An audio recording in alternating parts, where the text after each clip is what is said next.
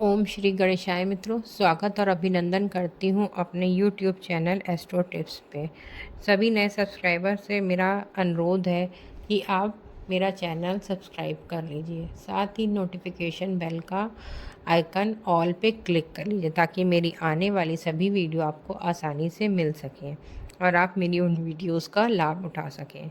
और अगर आपको पसंद आती है मेरी मंत्र जप चैंटिंग या कुछ भी सुझाया गया उपाय, तो आप अपने मित्रों और रिश्तेदारों को, ज़रूरतमंदों को भी शेयर करिए ताकि सुझाव मेरा और दुआएं आपकी, और इस तरह से आप उनकी दुआओं में भी रह सकेंगे।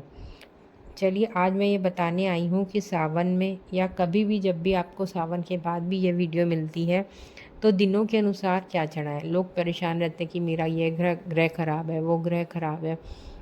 देखिए, वैसे तो कोई भी उपाय पंडित जी की ज्योतिषी उपाय से अपनी पत्री दिखा कर के करना चाहिए, पर शिव जी ऐसे हैं कि उनके पास 9 के 9 ग्रहों का उपाय है। अगर आप शुभ नहीं कर सकते लेकिन अपने ग्रहों की अशुभता समाप्त कर सकते हैं। तो चलिए, दिन के अनुसार बताती हूँ कि आपको क्या चढ़ाना चाहिए। इससे करने से कोई नुकसान नहीं होगा बल्कि फ़ायदा ही होगा। सोमवार का दिन चंद्रदेव को समर्पित है।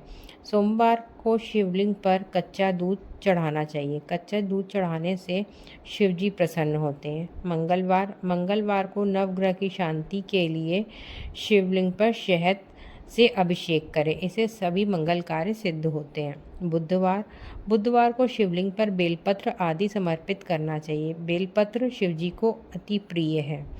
गुरुवार को शिवलिंग पर गन्ने का रस अर्पित करना चाहिए, जिससे शिवजी प्रसन्न होते हैं और आपके ग्रहों की दशा ठीक होती है। शुक्रवार, इस दिन शिवलिंग पर गुलाब जल या चंदन का पानी अर्पित करने से शुक्र मजबूत होता है। शनिवार के दिन शिव जी पर काले तिल या काले उड़द, साबुत उड़द चढ़ाने से शनि के दुष्प्रभाव खत्म होते हैं। रविवार, इस दिन भगवान शिव पर जल में थोड़ा सा अक्षत और गुड़ मिलाकर के चढ़ाएं ताकि आपका सूर्य मजबूत हो। सूर्य मजबूत होगा तो आपकी ख्याति अति दूर तक फैलेगी। इस तरह से आप 9 के 9 ग्रहों को मजबूत कर सकते हैं।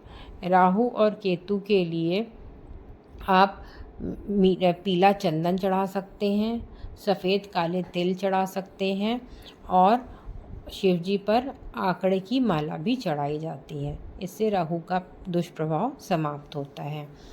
इस तरह से आप अपने ग्रहों को मजबूत कर सकते हैं। इसके अलावा यदि आप धान्य में यानी साबुत अनाजों में कुछ चढ़ाना चाहते हैं तो सोमवार के दिन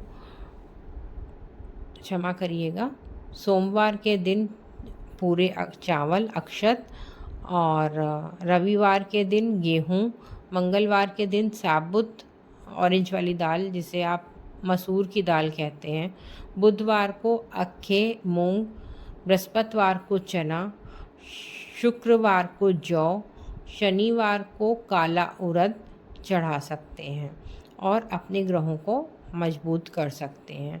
और साथ में पूजा विधि आपको पता ही है कि पंचामृत से स्नान कराने से प्रभु बहुत खुश होते हैं। पंचामृत से स्नान कराने के बाद आप शुद्ध जल और गंगा जल से प्रभु को जरूर स्नान कराएं और साथ ही उनकी हो सके तो कर्पूर से आरती भी करें। कर्पूर की आरती से भी प्रभु अत्यंत ही प्रसन्न हो जाते हैं।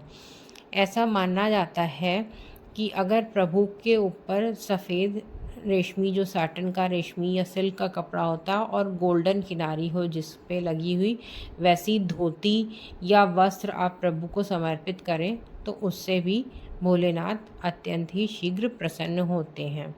साथ ही साथ ये भी माना जाता है कि अगर आपको शादी विवाह में दिक्कत आ रही है तो आप दही में शहद मिला कर के भी प्रभु पे चढ़ा सकते हैं और अपनी मनोकामना कह सकते हैं। ये जो उपाय मैं बता रही हूँ, अगर आपको वीडियो सावन में मिल गई है तो आप सावन से भी शुरू कर सकते हैं और सावन के बाद भी कभी कभी कर सकते हैं, क्योंकि कोई भी मनोकामना पूरी करना या ग्रहों की अशुभता हटा के उन्हें शुभता की तरफ ले जाना, उन्हें मजबूत करना आप साल में कभी भी कर सकते हैं। प्रभु हमारी हमेशा ही सुनते हैं। पर अगर आप सावन में करेंगे तो ये उपाय ज़्यादा ही प्रभावपूर्ण रहते हैं। साथ ही साथ अगर हो सके तो शिव जी पर जहाँ पे अर्घा होता है, अशोक सुंदरी वाली जगह हम लोग कहते हैं, वहाँ पर आप 7 हरी चूड़ियाँ बुधवार के दिन चढ़ा कर के किसी सुहागन स्त्री को भेंट में दे दें, तो आपका सुहाग अखंड होता है। आपके सुहाग पे किसी भी बुरे ग्रह की कुदृष्टि नहीं पड़ती है।